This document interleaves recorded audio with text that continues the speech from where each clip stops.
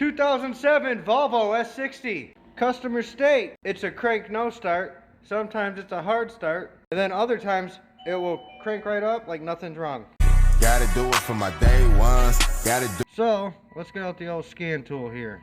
So it looks like we got engine, speed sensor, signal missing, faulty signal, coolant temp.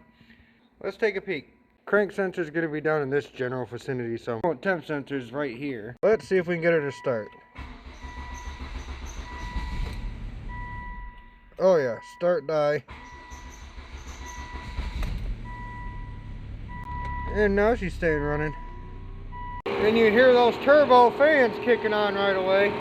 Alright, we shut it off because it was a bit noisy. Well, it's time to explore. Wiggle the harness on the crank sensor here. Alright. Oh, I think we just found our issue. So I'm going to grab my connector pliers. I'm going to reach down in here and try to grab a hold of this connector. There we go. Got it. But that'll definitely do it. Yeah, I'm going to say the mice have been at it again. As far as the engine coolant temp sensor, you can see right there we got some fraying as well, which you could see right there on the coolant temp sensor, which I peeled the tape away and you can get a better visual at it. I love these things. Well, that ended up being a little straightforward, somewhat.